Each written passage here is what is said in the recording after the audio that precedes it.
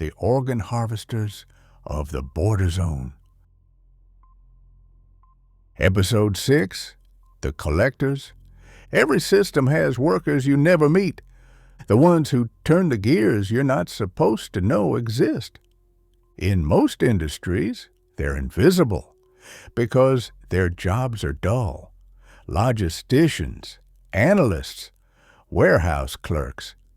But in the world we're exploring, in the network that fed Unit 14, the invisible workers weren't boring. They were terrifying. They were the collectors. And if the farmhouse showed us what they delivered, the next part of this story shows us who they are, or rather, who they choose to be. The name collectors appears sparingly in official documents. Never alone, always as a footnote, a code, an abbreviation. CTEAM, Collection Unit, C14, External Retrieval Field Reclamation. That last one made me pause. Reclamation, a word normally used for land, or scrap metal, or property seized by debt collectors. Not people, never people. But the collectors don't seem to share that distinction. Most testimonies describing them come from whispers along the border. People who escaped, families who saw lights in the night, men who claim they were checked the way cattle are checked before sale. Descriptions vary in detail, but the structure is consistent. 1. They arrive without warning. 2. They move with purpose. 3.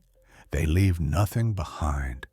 One survivor described them as calm men, no emotion, like they weren't choosing anything, just following instructions that had already been made somewhere else. Another said, they looked through us, not at us, like scanning a barcode. The most unsettling account came from an old man, half blind, half drunk, fully traumatized, who claimed he saw the collectors pull 3 young men from a truck near an abandoned school building. When asked what stood out most about them, he said, they didn't speak. Not to each other, not to the boys. They didn't need to. They already knew who matched the list. A list, always criteria, always selection. But let me tell you how I first encountered a collector. Not in person, thank God. If I ever see one in person, this series might end on episode 6. Number, I found him in a photograph. The image was attached to an anonymous email, grainy night vision green, time-stamped but without location data. It showed a group of men unloading something from the back of a civilian truck, not instruments, not bags, people. 3 figures, blindfolded, hands bound, still alive, judging by the posture, the tension in their muscles. Standing beside them was a man wearing what looked like a medic's vest. No insignia, no badge, just a dark patch sewn where a name should have been. His face was half turned away, but the photographer managed to catch the side of his jaw, the shape of his ear, part of one eye. Cold, flat, unblinking, like someone who'd stood in that exact position hundreds of times before. At the bottom of the email was a single sentence. Your van wasn't an accident. Meet the one who was supposed to collect it. I tried reverse image search. Nothing. I tried checking uniform registries. Nothing. I sent the image to contacts in private security circles. 4 people responded. 3 said they didn't recognize the attire.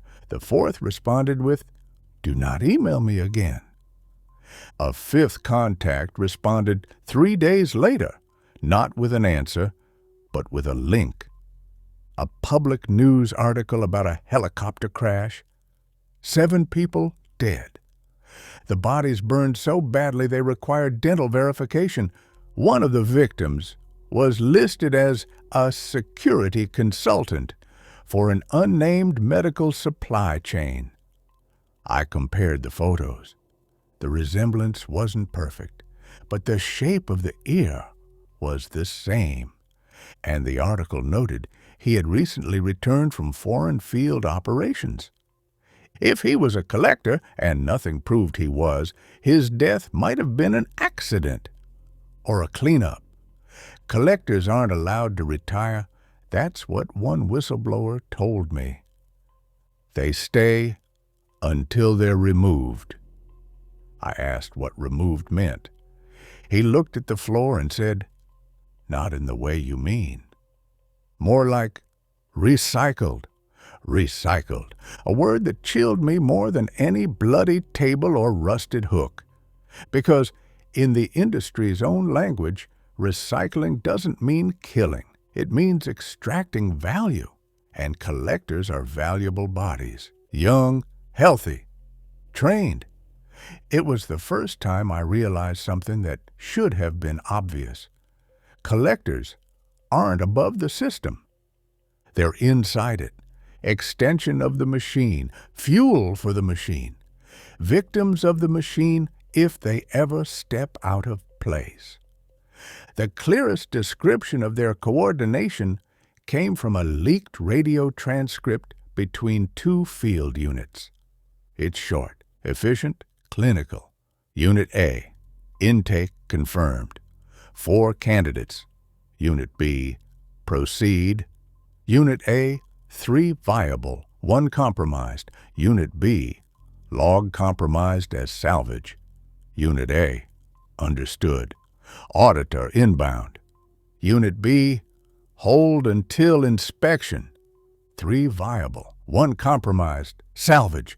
No mention of people, no mention of safety, just inventory language, and then the key word again, auditor. Whoever the auditor is, the collectors respond to him or her.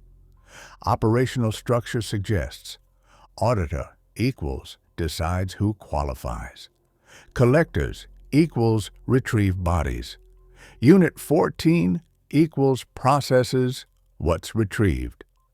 Clients equals provide the money that keeps the cycle going. In other words, the collectors are the hands. Unit 14 are the knives, the auditor is the mind, and the clients are the hunger. There were other details in the documents. Collectors travel in pairs, never more than 3. Always armed, but rarely use weapons. Compliance protocols reduce the need.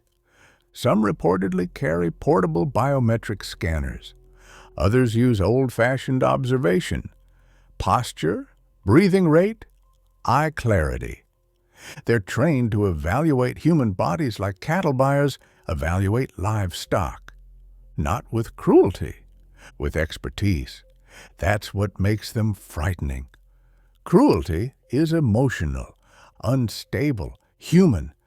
Expertise is cold, repeatable, scalable, and someone built them to be scalable.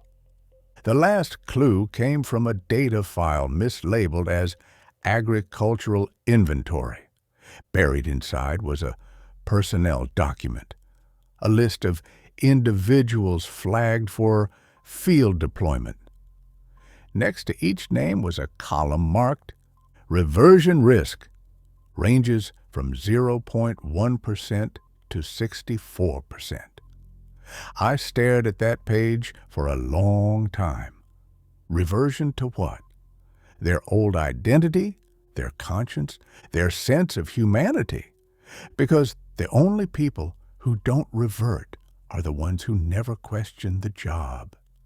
The ones who never hesitate, never ask if a man crying for his mother deserves to be salvaged. Never wonder if the basement table was once meant for healing. Collectors with a high reversion risk disappear from the lists.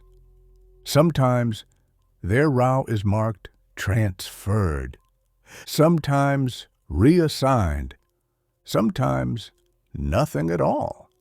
But in 3 separate columns, one word reappears: decommissioned. Decommissioned, a gentle, technical term.